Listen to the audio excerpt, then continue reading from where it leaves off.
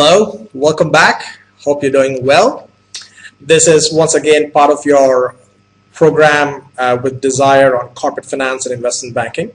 In your last session, you got a good understanding of the specific kind of long-term expense that companies make called capital expenditure or CapEx. You also got an understanding of how this expense is actually expensed using depreciation and amortization, depending on if it's a tangible or an intangible asset. In today's session, we're going to look at two more non-operating expenses, which is tax and interest. And by non-operating expenses, I mean these are not expenses that go into making the products or selling the products. These are expenses that you have to pay to banks or to the government just to kind of for administrative purposes to run the company, to be in everybody's good books and not to disappoint anybody by not paying your taxes or interest. So let's jump right in. I should tell you a story about this whole two pictures right here. I basically wanted a picture of a boy and a girl or a man and a woman looking really disappointed because it's time to pay their taxes. So I went to Google and I typed, I searched for sad boy and I clicked on image search. And you won't believe it, there's like hundreds of really nice, clip art images I could use for a boy who's sad. This guy, he's kicking a stone, he's actually almost crying there. So I feel really sad for him. So he probably got a huge bonus and he's probably giving that away as a tax. But anyway, but then I wanted to find a picture of a sad girl. And I went to Google and I did the same thing. I searched for sad girl, sad looking girl, sad woman, sad lady. And you won't believe it, it took me almost 20 minutes to find a reasonable looking picture of a sad girl. I don't know, for whatever reasons online, guys seem to be sadder than girls. Maybe there's a lesson to be learned for all of us there. But that aside, the reason I have this right here is I wanted to make an important point about how your personal income tax is different from a company's tax, corporate taxes. And the way it is different is, this is a very simple calculation of how your tax is paid. That's your monthly salary. Let's say your monthly salary is 1 lakh. It's very straightforward. You pay 20% or 30% or 25%, whatever the tax rate may be, on your salary as income tax. And the money left over is what you use for your expenses, to go out and eat, movies, buying new gadgets and whatnot. But for companies, it doesn't work that way. Companies don't pay income tax on their revenue. Like your revenue was your salary, you pay tax on that. Companies don't pay income tax on their revenue. Companies pay income tax only on their profit, which almost, in your scenario, it's almost like saying, oh, I've got my salary of 1 lakh, I'll spend the money on like a bunch of things, and then I probably have 5,000 rupees left. Can I pay tax on that? That would be great, but it's not possible. Now, the reason it works that way for companies is that the government kind of wants to obviously encourage the companies to invest in marketing and administrative and setting up companies and offices and things like that. So companies are incentivized to create jobs and kind of just contribute to the GDP of the country. But specifically the way, so you're probably smart. I'm sure you're smart and you're probably thinking, but that's not right. Every time I go to a restaurant or to a movie ticket, there is the 400 rupees cost of the product. Then there is something called sales tax that companies pay on the revenue. That's a fantastic point. But you see the difference? That sales tax is coming out of your pocket, right? If your food item is 400 rupees, the extra 12.5% in VAT or service charge or whatever it is, you're paying for that. The company is taking it from you and giving it off to the government. And so that is not coming to the company's pocket, unlike your income tax. So company has its revenue minus its operating expenses, it is its operating profit. If the company makes a profit, then there is a tax on that profit, and that tax is given away to the government. And finally, the money that's left over is called the net profit, and it goes away to the shareholders or back to the company's balance sheet. However, there are a couple of cases. There are always a couple of cases in corporate finance. Now here, there's a couple of cases where on the income statement of a company, where do we have the income statement of a company? Let's see. On the income statement of a company, like right here, you see where are taxes? Where are taxes? Taxation. Okay. Now, just because it says it's 1 crore in taxes doesn't mean that is the amount Domino's paid in taxes. That is just the that is just the taxes as per the income statement, and that is arrived from applying a tax rate to the taxable to the operating income on the income statement. But the real taxes the company probably actually paid the income tax department is a different number, which is applied to their taxable income. So you're probably thinking, why? I mean, that doesn't make any sense, right? Why is the income tax showed on their income statement different from the tax actually paid out? And it sounds like a kind of weird concept, but it's not that difficult to understand. Now, for example, you take your own personal case. If you make 1 lakh in salary, do you pay income tax on that entire 1 lakh? Not really, right? Out of that 1 lakh, you take a bunch of exceptions, right? Exemptions. Maybe there's some insurance you contribute to, you have an exemption for that. Maybe if you're married and 2 kids, you have an exemption for that. And maybe your interest on your EMI, you have an exemption for that. So for all of these things, you have exemptions, right? Now, similarly, companies have exemptions, deductions, depreciation expenses, because of which their tax amount that you see here, or the pre-tax profit, is not always the same as their taxable income, and we will see why that is the case. What I've done here is I've already set this up for you, so we don't have to spend time building this up, since anyway I thought you're comfortable with Excel by now, which I hope you are.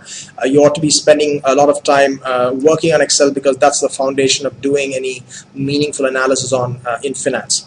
So let's go back to your example of your small pizza shop. Your income, let's say for that month is 2011, is 10 lakhs, okay? Your income in 2012 is 12 lakhs. Your income in 2013 is 15 lakhs. And your income in 2014 is 17 lakhs. It's a nicely growing pizza business. Then you spend 1 lakh as capital expenditure to go buy an oven. We saw in the last session what is a capital expenditure. This is an expenditure that is going to benefit the company over a period of time, not just in this year. So you don't put 1 lakh as an expense in this year, you actually depreciate it. And in this case, let's assume that the life of this oven is going to be for 4 years. So we are going to take this 1 lakh and equally depreciate it. Now let's actually say the life of this oven is for 3 years, okay? So we're gonna depreciate this thing for 3 years, right? So all this put together is 1 lakh. So by the end of 3 years, this oven has been depreciated. So the depreciation expense for 2014 is 0. There's no depreciation expense. So the pre-tax income is nothing but your operating income without the depreciations minus the depreciation. Drag the formula around. So your pre-tax income in 2011 is 9.6 lakhs, 11.6 lakhs, 14.6 lakhs, and 17 lakhs. And you remember how back in the Domino's balance sheet, depreciation was included as part of the operating expenditure, and it was all clubbed together, and that is fine if you want to show it that way. But just for the purpose of understanding how taxes are calculated, we are going to take depreciation, which was supposedly here, and we're going to take it out and bring it here, since depreciation is a non-cash expenditure. Okay, and so essentially, let's assume that your tax rate, that is, how much tax you're paying, is 20%. Okay, your tax rate for your company is 20%. So you remember, companies pay taxes on their profit and not on their income. So you have 1.9 lakhs here, and it keeps going on. Oops, sorry about that. I messed up a formula. So if you have been playing around with Excel, you're probably getting comfortable with these things. Okay. Oops. Sorry again. I should have. Okay, I should log this thing. Okay.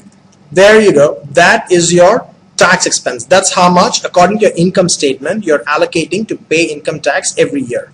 2011 is 1.9 lakhs, 2.3 lakhs, and so on and so forth. Now let's go to this whole. It's the same transactions, but for taxable purposes. We just saw how these two things are different. Okay, your income is the same. That doesn't change. That is just the same income as you had here.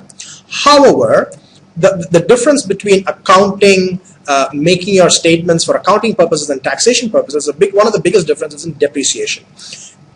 For accounting purposes, you can depreciate it how you like based on whatever judgment the management made internally on the life of the asset based on competition and all that stuff.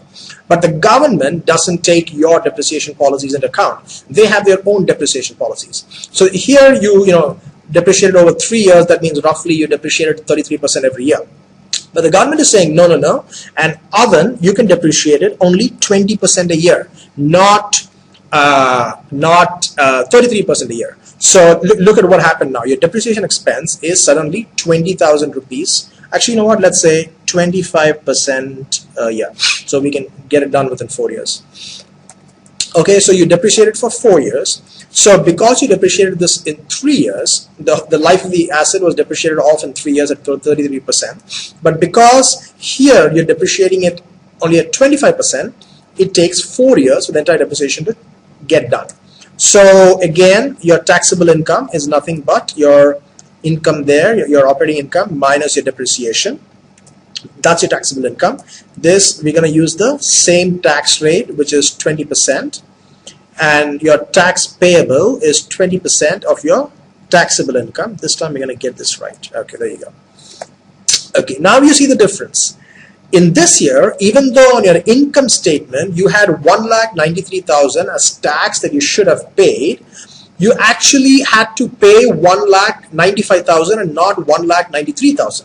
So there is a difference between your income tax expense to your tax payable, actual tax you had to pay of 1,667 rupees. Okay, and that is called a deferred tax liability. What that means is you're supposed to pay 1,95,000 in taxes, but you actually set aside only 1,93,000 for those taxes. So the remaining money, you can't like take it away and use it for operations. You have to create a new account on your balance sheet called deferred tax liability, and that gets added to it. Similarly, you go to 2012, you have another deferred tax liability of 1,667. In 2013, you have another deferred tax liability of 1,667. But when you come to 2014, you see that what's happening there? The tax expense on your income statement, 3,40,000, is actually 5,000 rupees more than the taxes you had to pay that year. That is 3,35,000.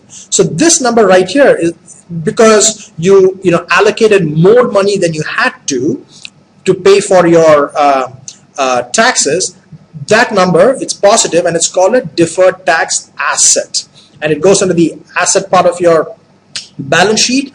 And once you net this, what I mean is 5,000 minus this will actually give you 0. What that essentially means is, even though your tax expense year by year is different due to a timing difference on how you're depreciating, over the long term of the asset, over the lifetime of the asset, that is over the four-year lifetime of the asset, it all cancels out. It's only a temporary adjustment done on a yearly basis to reconcile the tax payable to the tax expense. So every time you have a liability, you add every year to your liability. That's about 5,000 rupees right there.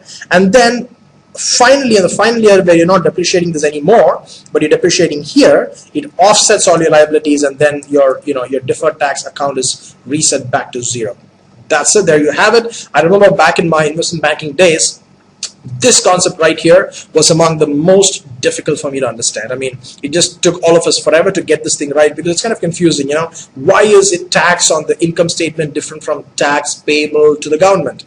Now you know the answer to that. It's different because of when you're paying tax to the government, you can make some exemption, some depreciation, and because of that, it's different.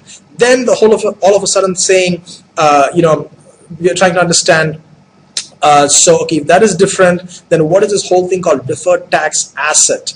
You mean like I can actually use money? I can say I want to pay so much and not pay so much? How does that work? Now we are clear how that whole thing works. Because you pay, you set aside lesser money than what you had to pay, you have a liability. But because you set aside more money than what you had to pay, you have an asset. And over the lifetime of the asset, the deferred taxes for that asset net out, and you get a 0 balance. Now there is also another reason why you might get a deferred asset, which is now let's say for a startup company, okay, now this table is not relevant anymore, okay. Let's say for a startup company, your profit in 2011 is negative 1 lakh. Obviously, right? You're a startup company. You're yet to make profits, so your profit is only 1 lakh. All right. Let's just format this.